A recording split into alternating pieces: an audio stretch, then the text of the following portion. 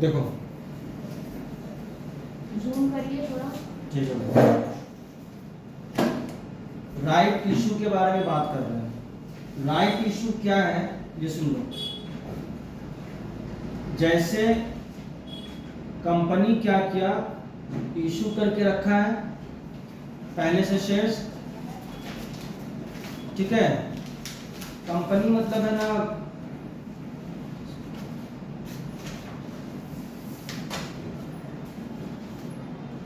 Company के पास share holders है, मान लो 1,00,000 शेयर्स है उसके पास, इशू किया हुआ है 10 रुपया करके, 10 लाख का अमाउंट है उसके पास, ठीक है। अब मान लो वो कुछ साल बाद वो ये चाहता है ना कि हम शेयर्स इशू करें नया फिर से, तो उसमें क्या है ना, उसके लिए एक रूल बनाया गया है कि पहले आपको जो आपका एग्जिस्टिंग शेयर होल्डर्स है उसको आपको पहले पूछना होगा, देना होगा, ठीक है, तभी आप बाहर वालों को इशू कर सकते हैं। क्लियर हो गया? राइट का मतलब हुआ यही अधिकार, ठीक है। तो उसमें वो रेशियो निकालेगा कि हाँ जिसके पास 10 शेयर्स है उसको हम 1 देंगे, ठीक है। जिसके पास 10 है उसको हम 1 देंगे। मान लो यहाँ पर 1,00,000 शेयर्स है, तो 1,00,000 शेयर्स को डिवाइड कर देंगे 10 से, तो हो गया 10,000 शेयर्स ऑफर किया है एग्जिस्टिंग शेयर होल्डर्स को, ठीक है। ये तो एक सिंपल सा चीज है, जस्ट लाइक जो बोनस शेयर्स में पढ़े हम लोग, वही चीज का इतना के बदले में इतना देंगे। एंट्री भी सिंपल है, वही चीज, मतलब जो इशू करते हैं ना हम लोग, बस वही एंट्री पास करना नॉर्मल की तरह। बात यहाँ पर ये है कि इसमें कुछ कंडीशंस हैं, ठीक है। वो कंडीशंस को पढ़ाना पड़ेगा हमको, ताकि तुम लोगों के पास पूरा परफेक्ट नॉलेज हो। समझ में आइए? तो अब वो पढ़ रहे हैं, तुम लोग एकदम सुकून और इत्मीनान के साथ पढ़ो, देखो सुनोगे।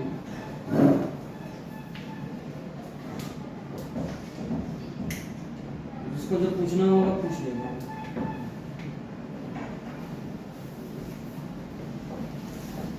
देखो, provisions of section 62 subsection 1A of the Companies Act 2013 govern any company, public or private, which is desirous of raising its subscribed share capital by issue of further share, ठीक है।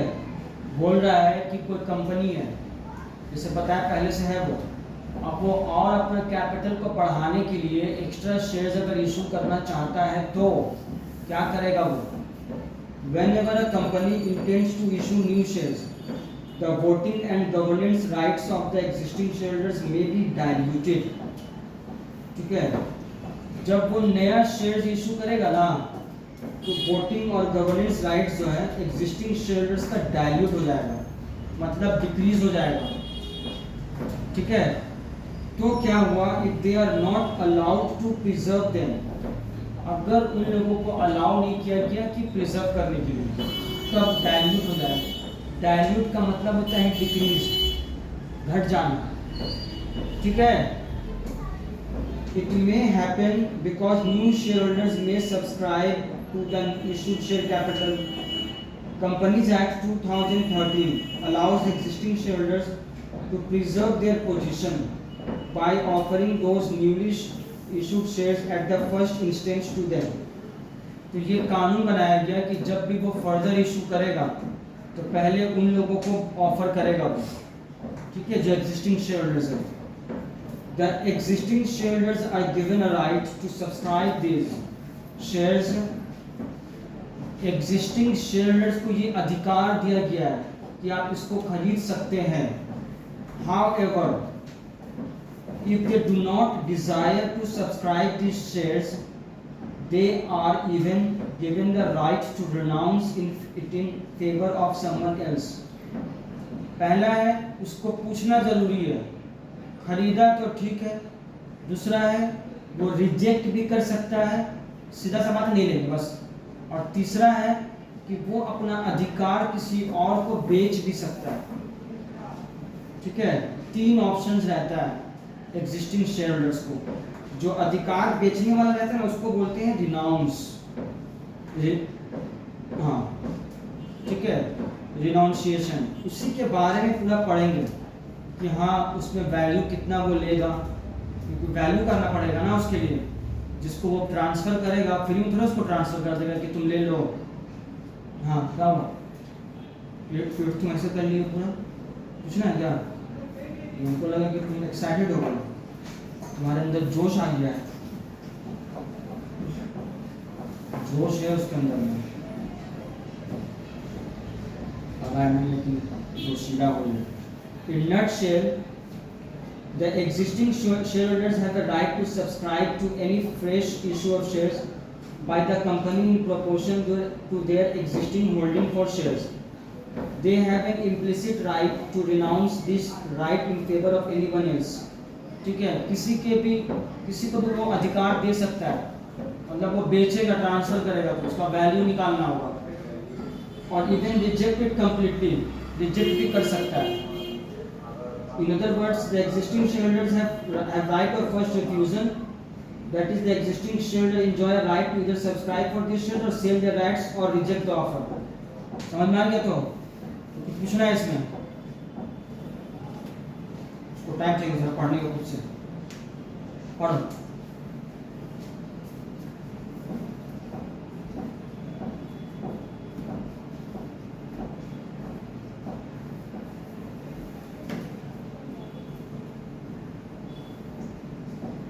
अरे पढ़कर समझने के लिए बोला है बाबू, आमन बाबू, आ गया समझ में? तो बोलो, आगे पढ़ेंगे ना, हम थोड़े रुकेंगे।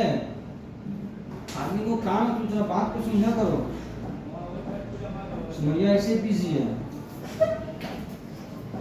देखो तो कल तूफान आने वाला है, उसको तैयारी कर रही है अभी से। अब घर में घुसेगी पूरा अपना खाना का बोरा वोरा लेके। तुम भी कल से आज का बाद से बाहर नहीं निकलना, हम भी घर में रहेंगे, सारा क्लास कैंसिल कर देंगे, कल आराम से घर में बैठेंगे कुछ दिन। देखो, assume a company make a right issue, एक एग्जांपल दे रहा है, 10,000 shares when it's existing issued। ठीक है, देखो कंपनी क्या किया है ना, राइट इशू किया है 10,000 शेयर्स, और इसके पास ऑलरेडी 1,00,000 शेयर्स है।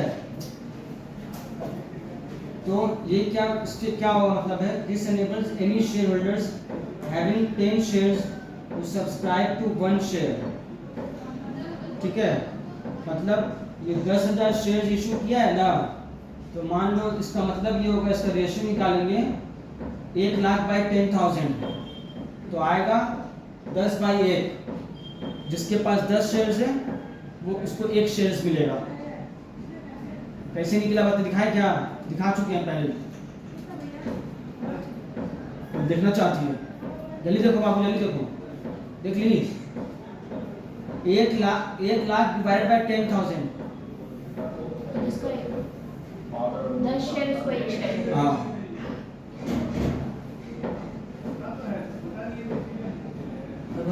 लग रहा है ABCD पढ़ रही हो क्या तुम, क्या पढ़ ली? सर आप कितना फनी जोक है ना, हम क्या बोल रहे हैं, अरे वो इससे हंसने के बजाय रो दे आप लोग ये मुझे जोक। देखो देखो, अब वो पढ़ रही है, जिसको पढ़ने दो, बेकार का फालतू बात मत करो। हम कहाँ बात, अब वो बहुत मुश्किल से लाइन में आई है। अच्छा तो आप ही ना छेड़ रहे हैं। देखो, hence X an existing shareholder holding 1,000 shares may subscribe to 100। अब जैसे कि ये एक आदमी 1,000 लेकर है, ठीक है, तो इसको 100 ही मिलेगा, क्योंकि 10 के बदले में 1 है, तो इसको डिवाइड करेंगे 10 से 1,000 को, तो 100 शेयर्स इसके हिस्से में आएगा। हाँ हाँ, अरे वो देखना चाह रही है ना, उसको उसके लिए उनको रुकना पड़ रहा है। हैं? मेरे तरफ देख, मैं इसको बोल रहा, तुम हमको देख रही, इसी के लिए देख ली, टेस्ट कर रही कि जैसे गलत हुआ तब बताएंगे, अभी कुछ नहीं बोलेंगे। अब देखो, एक ये बता रहा है कि डाइल्यूट कैसे होता है। अब ये क्या है कि मान लो ले लिया अगर वो 1000 शेयर्स, तो पहले क्या था, 1000 में 1 लाख, मतलब 1 लाख में 1000 इसका था, तो इसका परसेंटेज जो निकाले 1% इसका होल्डिंग था। ये समझ में आया? तो अब क्या है, एक subscribe this share this percentage holding will be, अगर ये सब्सक्राइब करता है तो इसका परसेंटेज रहेगा मेंटेन, क्योंकि टोटल 1,10,000 होगा और इसका हो जाएगा 1100, तो परसेंटेज निकालेंगे तो 1% ही रहेगा, तो मेंटेन कर लिया अपना 1% का 1% होल्डिंग। लेकिन अगर वो नहीं लेता है तब क्या होगा, डाइल्यूट हो जाएगा, इसका जो होल्डिंग परसेंटेज है वो डिक्रीज हो जाएगा, क्योंकि 1000 से डिवाइड करना पड़ेगा 1,10,000 को, तो आएगा 0.91%।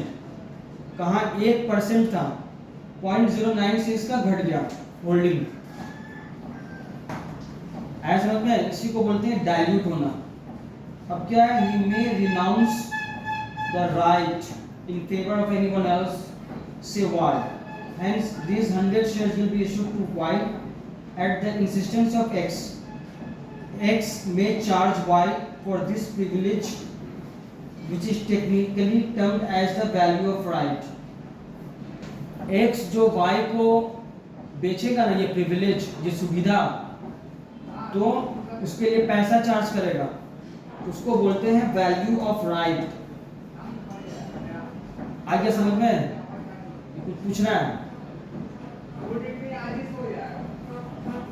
अब 10,000 कैसे हुआ था? जो नया शेयर और सब हाँ, नया शेयर और एग्जिस्टिंग शेयर्स को ऐड कर दिए थे। टोटल किसके पास नहीं लिया तो 1,000 ना रहेगा, उसका परसेंटेज निकालेगा तो 0.91 होगा, और खरीद लेता तो 1% का 1% रहता है इसका होल्डिंग। आज तुम लोगों को ये लग रहा है कि ये एक मामूली सा नॉलेज है, लेकिन ये मामूली नॉलेज नहीं है, तुम लोगों को एक बात बता दे रहा हूँ, क्योंकि ये सब बहुत बड़ा गेम प्लान ये सब रहता है। सब अभी आगे पढ़ोगे, पढ़ाएंगे तब तुम लोग देखना इसमें, आज तुम लोग कुछ सीख के जाओगे। ठीक है बाबू, दिल से दुआ भी दे देना, ठीक है? जब से पढ़ाने बैठे हो तो बदुआ ही सुन लो तुम लोग से, फीस भी ले रहे हैं, बदुआ भी ले रहे हैं। तुमको नहीं बोल रहे हैं कि तुमको आप तैयारी हो, ये लोग को बोल रहे हैं, दोनों को। एक गर्मी दिखाती है कि रख अपना हिसाब कर लेगा, फिर बोलती है कि चेक करने नहीं आता, तो किया काहे के लिए किया है चेक, ये सब भेजती है हमको मैसेज। देखो इसका तेवर, इसका कितना पावर है, हमको बोल रही है चेक करने नहीं आता तो काहे किया चेक। मतलब जज कोर्ट में बैठे बोले, जब जजमेंट वर्डिक्ट देने नहीं आता है, पढ़ाई नहीं है, कैसे जज को कौन बैठाया है, सीधा इसको फांसी दे देगा, हमको टिटिया रही है। तुमको कुछ शांत हो गए, तुमको लग रहा है तुमको समझ में नहीं आ रहा। 1 मिनट का तुम 10 मिनट लो ना भाई, तो जान ले कि आज तुम टाइम लगाओगी, क्योंकि चश्मा तुम्हारा बता रहा है।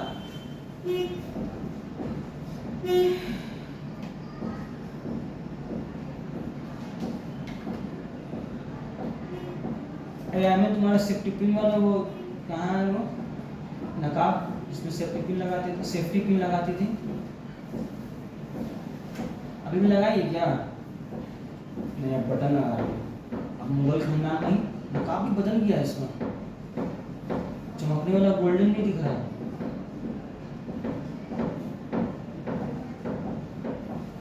अरे बाबू, इसे याद करोगे जब जिस दिन निकल जाओगे ट्यूशन से कि हाँ सर भी बोला करते थे ऐसे। 1,10,000 कैसे आया ये पूछिए। अरे यही तो बता रहे रे बाबा, राइट इशू का टोटल नंबर और 1,10,000 हुआ, जितना वो इशू कर रहा है फिर फर्दर उसको ऐड नहीं करेगा वो टोटल में, उससे भी तो कैपिटल उसका आ रहा है, उसका होल्डिंग परसेंटेज और जो वो वापस से रीइशू करेगा वो परसेंटेज है ना।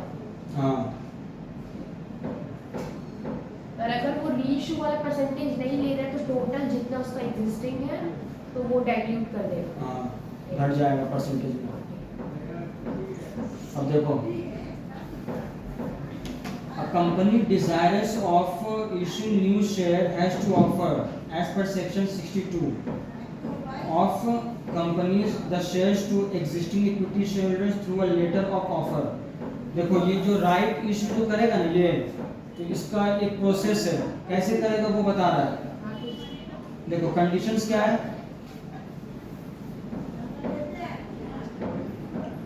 the offer shall be made by notice specifying the number of shares offered and limiting a time not being less than the 15 days। मतलब वो जो ऑफर करेगा ना तो कम से कम 15 दिन तो रहने चाहिए वो नोटिस उसको, और 30 दिन तक रहना चाहिए, 15 से 30 दिन, 15 दिन से कम नहीं होना चाहिए, 30 दिन से ज़्यादा भी नहीं होना चाहिए। ठीक है। From the date of the offer within which the offer if not accepted shall be deemed to have been declined। अगर ये लोग 30 दिन के अंदर मतलब मान लो कोई जवाब नहीं दिया तो ये मान लिया जाएगा कि ऑफर को डिक्लाइन कर दिया ये लोग, मतलब रिजेक्ट कर दिया, नहीं लेगा ये लोग। इसके पास 3 ऑप्शन रहेगा एग्जिस्टिंग के पास, या तो रिजेक्ट करे या एक्सेप्ट करे या अपना राइट्स को किसी और को बेचे, उसको बोलते हैं रिनाउंस। ठीक है।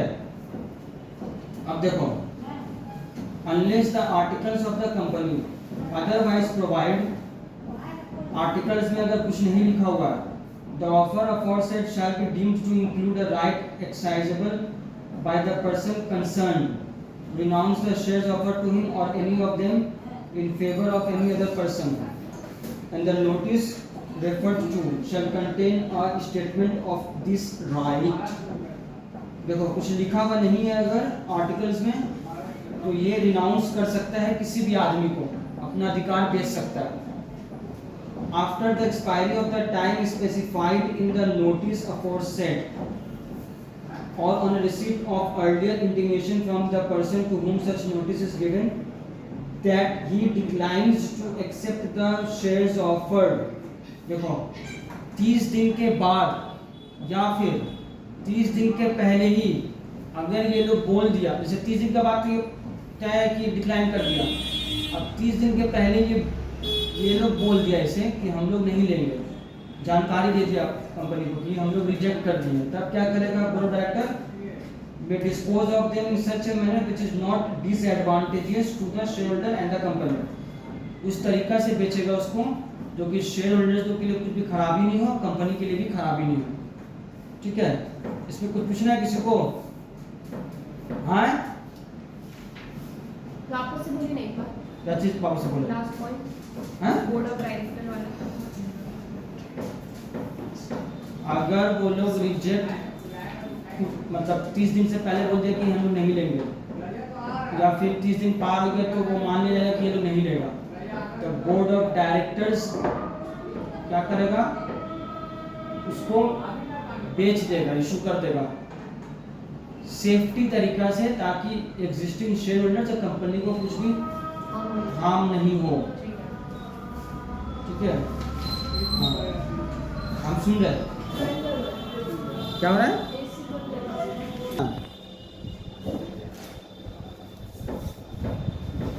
अब देखो, exception to the right of existing equity shareholders. देखो बात ये ना कि पहले तो हम लोग पढ़े कि हाँ वो जब कोई भी फर्दर इशू करेगा तो उसको पूछना पड़ेगा उसको एग्जिस्टिंग शेयर होल्डर से, लेकिन 4 सिचुएशन है जहाँ पर उसको ज़रूरत नहीं है उससे पूछने का। ठीक है। वो इन लोगों को इशू कर सकता है, उन लोगों से बिना पूछे हुए। 4 ऐसा सिचुएशन है। कौन कौन सा है बता रहे? The shares can be offered without being offered to the existing shareholders provided the company has passed a special resolution and shares are offered accordingly। Special resolution pass करके ये लोग तो रेजोल्यूशन में लिखा रहेगा उस हिसाब से शेयर्स ऑफर करेगा। ठीक है। Number 1, to employees under a scheme of employees stock option subject to certain specified conditions। Employees है उसको एम्प्लॉयज स्टॉक ऑप्शन के बेसिस पे दिया जाता है, वो एक चैप्टर है पूरा, तो उतना डिटेल में नहीं जाना है, सिर्फ बस नॉलेज रखो। उसमें जो कंडीशन रहेगा उस हिसाब से अगर इशू करेगा तो नंबर 1 था ये।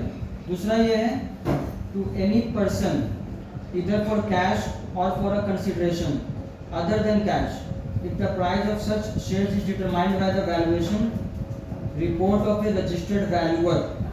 जैसे किसी भी आदमी को अगर शेयर्स वो इशू कर रहा है कैश में या अदर देन कैश कंसिडरेशन रहेगा, लेकिन उसका जो वैल्यूएशन होगा ना वो एक रजिस्टर्ड वैल्यूअर फिक्स करेगा। समझ में आया? नंबर 2 कंडीशन था। तीसरा कंडीशन ये है, तीसरा सिचुएशन जैसे कंपनी क्या है लोन लेता है या डिबेंचर इशू करता है, डिबेंचर भी लोन की तरह है,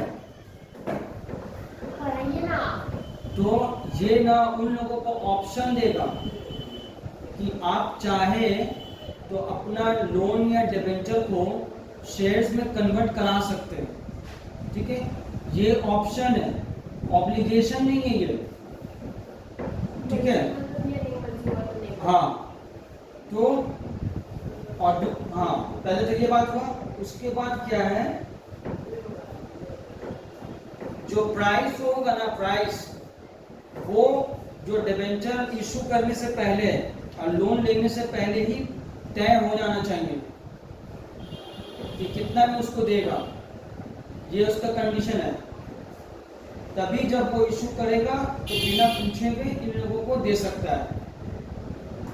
वही चीज को यहाँ पे लंबा नाटक करके लिखा हुआ, स्पेशल रेजोल्यूशन पास करने के बारे में पहले बोल दिया है वो जनरल मीटिंग में, ठीक है। अभी ये सब चीज फिर हम लोग कंपनी लॉ है, फाउंडेशन में भी है, इंटर में भी है, फाइनल में भी है, पूरा पढ़ना है, ठीक है।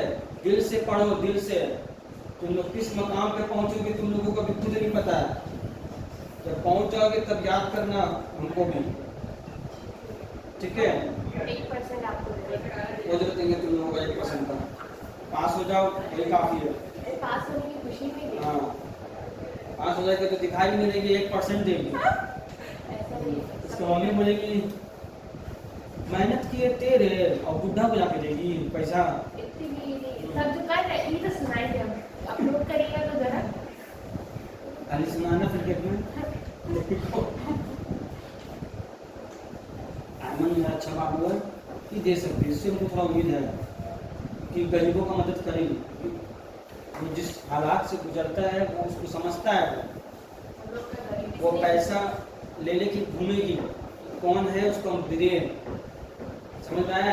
वो लड़की है, लेकिन वो लेने वाला कोई नहीं होगा। देखो यहाँ पर situation 4, it is a special situation where the loan has been obtained from the government and government in public interest directs the debenture loan to be converted into equity shares। देखो ये क्या है, एक स्पेशल सिचुएशन है। मान लो company जो है loan लिया है या डिबेंचर इशू किया गवर्नमेंट को, अब गवर्नमेंट पब्लिक के भलाई के लिए ना ये बोले कि इसको शेयर्स में कन्वर्ट करवा लो, तब उस सिचुएशन में जो देगा ये, तो उस सिचुएशन में एग्जिस्टिंग शेयरहोल्डर से पूछने का कोई दरकार नहीं है। गवर्नमेंट से कौन उलझने के लिए जाएगा, गवर्नमेंट का बात तो कोई टाल सकता है क्या? ये 4 कंडीशन है जहां पर एग्जिस्टिंग इक्विटी शेयर होल्डर से बिना पूछे फर्दर इशू कर सकता है, वो इन लोगों को दे सकता है। बाकी इन सिचुएशन को छोड़ के और कोई सिचुएशन में लागू नहीं होगा, ये बात ध्यान रख लेना। ज़्यादा छटपटा के नहीं पढ़ाई करो, रुक के समझ के पढ़ाई करो। जैसे लॉ का वर्ड है, ऐसा घुमा देगा कि तुम वहीं पर घूमते रह जाओगी। अब जैसे सिचुएशन तुम्हें बोले ना, ये कैश में इशू करेगा कोई पर्सन को या अदर देन कैश, लेकिन जो उसका वैल्यू है वो रजिस्टर्ड वैल्यूअर करेगा तब नहीं पूछ सकता है। कंपनी अगर खुद करेगा तो उसमें थोड़ा ही होगा, उसमें उसको पूछना पड़ेगा। अब देखो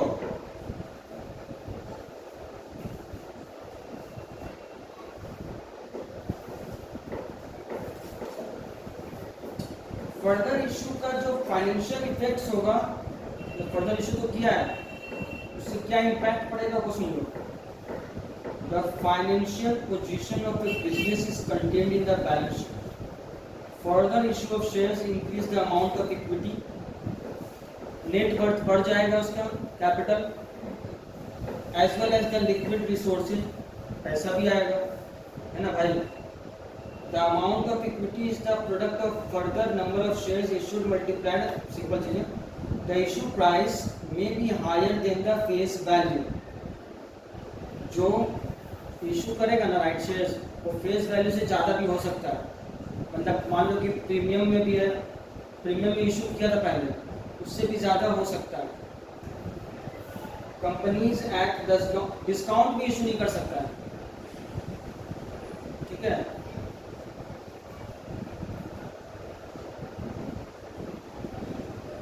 अब देखो ये है बहुत बड़ा चीज, एकदम स्क्रीन पे नजर देखो।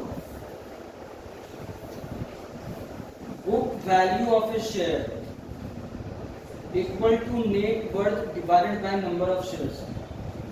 बुक वैल्यू ऑफ शेयर्स किसको बोलते हैं? पहले ये बताओ नेट वर्थ किसको बोलते हैं? Please Aman Firdaus, net worth किसको बोलते हैं? अरे बाबा तू डरा रही है, वो आंख ऊपर नीचे कर रही है।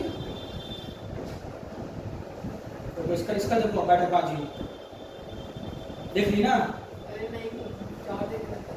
हाँ? कुछ और देख रहा था। अच्छी लड़की है, पढ़ने का तो मन नहीं रहता, अपना कुछ और देखते रहते हैं। तुम चूसो, उंगली चूसो, तुम उंगली चूसो, मम्मी को बोल देना उंगली चूसती है। अरे नहीं बाबा सर, बुकाया मत करिए मेरे को। ये सब जो बोल रहे हैं सब सुनाइए, दिमाग खराब क्यों करते हैं ना। ऐ क्या पूछ रहे हैं? नेट वर्थ किसको बोलते हैं? असली कीमत। हैं? असली कीमत। असली कीमत? ये क्या है भाई? असली कीमत? Original price. अरे नेट वर्थ पूछ रहे भाई, क्या क्या बोल रही है? कहाँ गई थी कल? बिहार से होकर आई है, सब भूल गई। बिहार में खूब रात जगह की है ना शादी में। नेट वर्थ उसको बोला जाता है इक्विटी शेयर कैपिटल, उसका रिजर्व एंड सरप्लस है, ठीक है। अब जो भी उसका फिक्टिशियस एसेट्स होगा उसको लेस करेंगे, ठीक है। रिजर्व एंड सरप्लस हेडिंग में जो भी आएगा वो सब ऐड होगा उसमें। यहाँ पे देख लो, बता देते हैं। रेशियो चैप्टर तो पढ़ी है, लेकिन सोचिए कि ये तो खेलने के लिए चैप्टर दिया हुआ है। देखो aggregate value of the paid up share capital debtors add हुआ है इसमें। And all reserves created out of the profits. जो भी रिजर्व्स प्रॉफिट से क्रिएट किया गया है वो ऐड होगा। एंड सिक्योरिटीज प्रीमियम अकाउंट, ये तीन को मिला के पहले करेंगे एग्रीगेट वैल्यू लाएंगे, उसके बाद डिडक्ट करेंगे एक्यूमुलेटेड लॉसेस, मतलब फिक्टिशियस एसेट्स में जो आता है as per the audited balance sheet. लेकिन वो रिजर्व्स को इंक्लूड नहीं करना है जो रिवैल्यूएशन के थ्रू हुआ है, ठीक है। या फिर right back of depreciation. Right back of depreciation क्या होता है? जैसे डेप्रिसिएशन एक नॉन कैश एक्सपेंडिचर है, ठीक है। वो एक्चुअल में उससे कैश आउटफ्लो नहीं होता है। तो ये तो अभी नॉलेज के लिए बता दे रहे हैं, ये तुम लोग को एफएम में पढ़ाया जाएगा इस चीज़ का पूरा नॉलेज, तो बीकॉम में आओगे तो या सीए में जब जाओगे तो उसको कैश बैक, इसको कैश इनफ्लो ही बोला जाता है। बट ये एक्चुअल में कुछ कैश फ्लो इनफ्लो वगैरह होता नहीं है, ठीक है। ये तो नॉन कैश एक्सपेंडिचर था ना, तो इसको भी नहीं लेंगे। और दूसरा अमालगमेशन। अमालगमेशन भी एक बहुत बड़ा चैप्टर है, तो अभी सिर्फ नॉलेज के लिए बता दे रहा है। अमालगमेट किया, मान लो कि सुमैया आयमन ये लोग बात की कि चल हम लोग अपना कंपनी को मिला ले रहे हैं, उसी को बोलते हैं अमालगमेट। मिला के हम लोग नया नाम देंगे ताकि हम लोग अच्छे से काम करेंगे, ठीक है।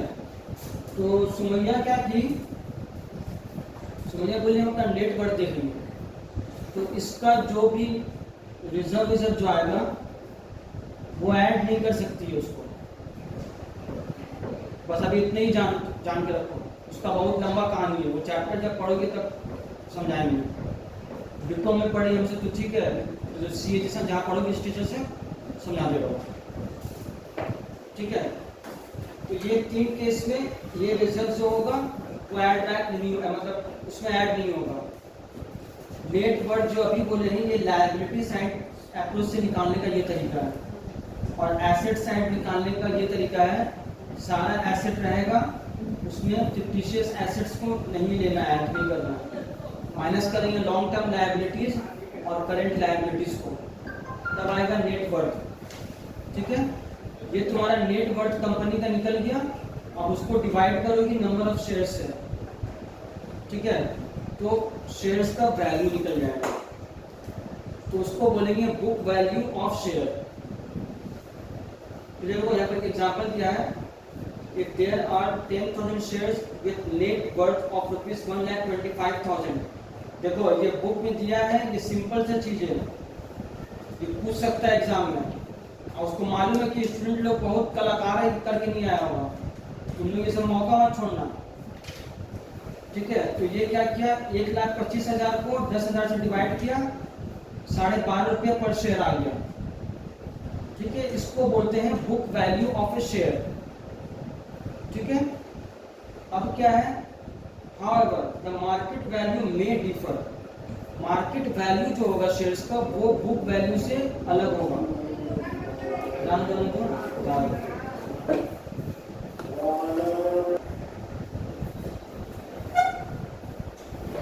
देखो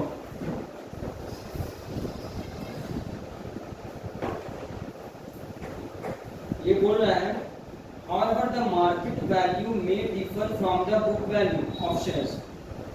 The market value of a company share represents the present value of future cash flows expected to be earned from the share in the form of dividends and capital gains from expected future share price appreciation। देखो ये पहले चीज समझा देते हैं, market price जो रहेगा ना वो उससे ये पता चलेगा कि आने वाले वक्त में डिविडेंड कितना मिलेगा और फिर कितना मतलब वैल्यू में बढ़ोतरी होगा, ठीक है। अब तुम लोग एक नॉलेज बता रहे हो, तुम लोग इसको अभी एक मतलब जो बताया बस सुन ली, लेकिन कोई भी ये क्वेश्चन नहीं किया कि book value of share sir हम लोग कैलकुलेट किस वजह से करेंगे, इसका क्या यूज है, कोई भी नहीं पूछा ये चीज़ को। इसका एक रीज़न ये है, जब आदमी स्टॉक ट्रेडिंग करता है ना बिजनेस, तो मान लो तुम बड़ा अमाउंट पे अगर शेयर्स खरीदोगे, मान लो वो वहाँ पर दिखाएगा उसके स्टॉक एक्सचेंज में, जो स्टॉक एक्सचेंज में जो वैल्यू दिखाता है ना उसी को बोलते हैं मार्केट वैल्यू ऑफ शेयर। तो वो दिखाया कि एक शेयर का इसका कीमत है 25 रुपया, ठीक है। एक बगल में है, इसको कुछ नॉलेज नहीं है, बगल में आयमन है, उसको पता है हमको कैसे बार्गेनिंग करना है। तुम क्या की, फटाफट उसका नेट वर्थ पता की, वो सब रहता है वहाँ पर मोबाइल में, स्टॉक ट्रेडिंग का ये है, ये सब शो कर देगा। नेट वर्थ से तुम पता कर लगा ली कि इसका वैल्यू ऑफ शेयर जो है, जैसे इसमें एक एग्जाम्पल दिया हुआ है 12 रुपये ही होना चाहिए, मतलब ये 13 रुपये बढ़ा के दिखा रहा है। तब तुम जब है ना, तुम दोनों साथ में बैठी, तुम बोली पगला मत, ज़्यादा बोल रहे हैं वैल्यू, 13 रुपये ज़्यादा बोल रहा है, ट्रेड कर इसको दाम को नीचे कर, बार्गेनिंग कर, ऐसे ही होता है। समझ में आया, ये था इसका यूज में, समझ में आया। तो बुक वैल्यू जो है वो ऊपर नीचे होता रहेगा, ठीक है। जैसे इसका शेयर कैपिटल बढ़ा तो इसका नेट वर्थ बढ़ जाएगा, प्रॉफिट बढ़ा तो नेट वर्थ बढ़ना शुरू हो जाएगा। तो उसी से क्या लॉस हुआ तो नेट वर्थ बढ़ना घटना शुरू हो जाएगा। उससे क्या होगा, कंपनी का पोजीशन तुमको पता चलेगा, कंपनी किस पोजीशन पे चल रहा है। तो नंबर ऑफ शेयर्स कौन सा शेयर को जो इशू कर रहा है वो वाला शेयर। और किससे डिवाइड करेंगे, दिमाग नहीं है भाई, जितना इशू किया रहेगा उसी से ना। अब मान लो कि वहाँ लिखा रहेगा कि 10 रुपये में इशू किया था, अब तुम देखिए कि 12.5 रुपया हो गया इसका नेटवर्क से, तुम सोचे कि हाँ कंपनी अच्छा चल रहा है, प्रॉफिट वगैरह इसका हो रहा है। और अगर 10 से नीचे गिर गया तो तुम सोचोगे कंपनी मतलब खराब चल रहा है। तुम रीजन पता करोगे कि हाँ इसका नेटवर्क जो है ये घट क्यों रहा है, पूरा डेटा रहेगा वहाँ। ये था एक नॉलेज इस चैप्टर से ये वाला, ठीक है। हर चीज पढ़ना पड़ता है ठहर ठहर कर, तब जाके दिमाग में घुसता है। डिटेल में तो हम लोग को भी पढ़ा जाता है, सच्ची बता रहे थे। देखो तो वीडियो यूट्यूब में रब्बू मुझे बता रहे कि नहीं सर बताना नहीं, मजा नहीं करे, सीरियसली बोल रहे हैं। हाँ देखना एक बार, right issue video of learning right issue, उसमें आएगा। अब देखो द मार्केट प्राइस, अब ये एक नया टर्म है, the market price which exist before the rights issue. Right issue जो शेयर्स इशू करने वाला है, मतलब किसको बोलते हैं, फर्दर इशू जो करने वाला है, उससे पहले जो मार्केट प्राइस जो रहेगा एक शेयर्स का, उसको टर्म बोलते हैं cum right market price of the share, ठीक है। उसका नाम यही है, जो मार्केट प्राइस फर्दर इशू से पहले रहेगा मार्केट में शेयर का, उसको बोलते हैं cum right market price of the share, ठीक है। तो डिफरेंट वो प्राइस में बेच रहा है, मतलब अपने एग्जिस्टिंग शेयर होल्डर को कम में बेच रहा है। कम में नहीं बेचेगा, सेम ही तो प्राइस रहेगा ना फिर मार्केट प्राइस और जो राइट इशू होता है। मार्केट प्राइस, मार्केट प्राइस तो ज़्यादा ही दिखाएगा ऐसे यूजुअली, वो तो स्टॉक एक्सचेंज में शो करता है। हम अभी क्या बता रहे हैं वो देखो, यहाँ पर अभी उसका बहस नहीं करना है। यहाँ पर है कि मार्केट प्राइस जो राइट शेयर्स का इशू करने से पहले जो मार्केट प्राइस जो शो करेगा ना, तो उसको बोला गया है cum right market price of the share. फिर इसका मतलब क्या है, if the company decides to issue further shares it may affect the market value of the share. अब कंपनी अगर फर्दर शेयर्स को इशू करना चाहेगा तो मार्केट वैल्यू में कुछ ना कुछ इफेक्ट करेगा। तो क्या होगा, the value of a company share after right issue must equal the sum of company का शेयर का जो वैल्यू है राइट इशू करने के बाद जो वैल्यू आना चाहिए, must equal the sum of market capitalization immediately prior to right issue. जो राइट इशू से पहले उसका जो मार्केट कैपिटलाइजेशन था वो, and the cash inflows generated from the right issue, दोनों को ऐड करके जो वैल्यू आएगा वो होना चाहिए राइट इशू। अभी ये प्रैक्टिकली बताएंगे आगे, तब तुम लोग को क्लियर हो जाएगा, ठीक है। अब देखो, normally the further public issue to the existing shareholders are offered at a discounted price from the market value। Market value से ये थोड़ा कम में इशू करेगा, मार्केट वैल्यू क्योंकि ज़्यादा रहता है, ठीक है। जैसे शुरू में बताया ना 10 में इशू किया तो मार्केट वैल्यू कुछ साल में कुछ दिन बाद दिखाएगा 25 रुपया, ताकि आदमी उसका शेयर्स को खरीदे, क्योंकि ये इंप्रेशन बनता है ना कि अरे उसका 25 रुपया है। लेकिन जो वहाँ पढ़ा लिखा रहेगा बताया, वहाँ पर बुक वैल्यू को काउंट करेगा नेट वर्थ से, समझ में आया। तो देखिएगा अरे तो शेयर की कीमत इतना होना चाहिए, तो कुछ ज़्यादा दिखा रहा है इसको, समझ में आया। तो समझ जाइए कुछ ना कुछ लोचा हो रहा है, तो वो मार्केट प्राइस से कम में देगा इसलिए कि ताकि वो पॉजिटिव रिस्पॉन्स को, मतलब एग्जिस्टिंग शेयर होल्डर से पॉजिटिव रिस्पॉन्स पा पाए, ठीक है। वो बोलेगा अभी हम मार्केट प्राइस से कम में दे रहा है। अब है, अब देखो यहाँ पर इस line assume a company having a net worth of ₹2,50,000. Net worth इसका 2.5 लाख का है. 1000 शेयर्स आर इशूड. 1000 शेयर्स जो इशू किया है, फर्दर इशू है मतलब राइट शेयर्स 14 रुपये पर share. The existing worth of tangible assets held by the business shall become. अब क्या होगा, एग्जिस्टिंग जो हेल्ड करके है 2.5 लाख पहले का है और अभी फ्रेश इशू किया उससे 14,000 आया. Equity share share correspondingly command valuation of 2,64,000. ऐसा समझ में राइट शेयर्स इशू करने के बाद क्या हुआ, बढ़ गया इसका.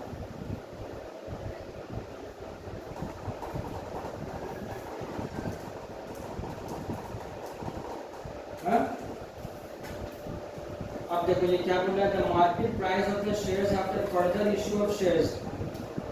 मतलब जब राइट शेयर्स इशू कर लेगा ना, उसके बाद जो मार्केट प्राइस जो होगा उसको बोलेंगे x right market price of the shares.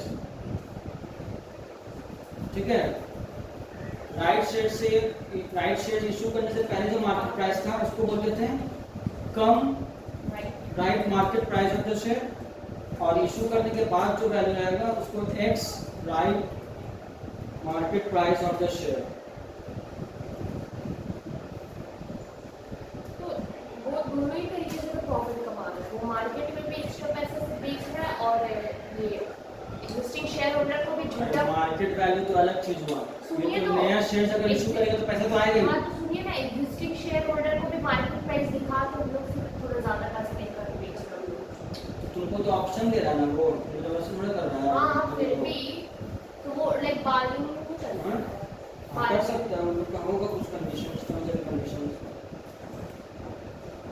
तो एग्जिस्टिंग शेयर होल्डर को तो पता होना चाहिए ना कि नहीं ये झूठा प्राइस चाहिए नहीं, छोटा प्राइस नहीं है. कंपनी अपना रेट रखेगा, उनको लेना है लो, नहीं लेना है मतलब.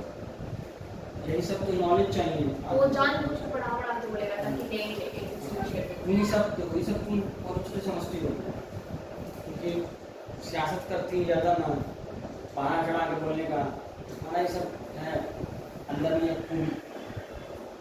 आज यहीं तक रहने दो इस चैप्टर के बारे में. अब जो है भागो नहीं, अभी टेस्ट है. भागो से काम थोड़े चल जाएगा बाबू. हर चीज़ का एक तो वक्त होता है.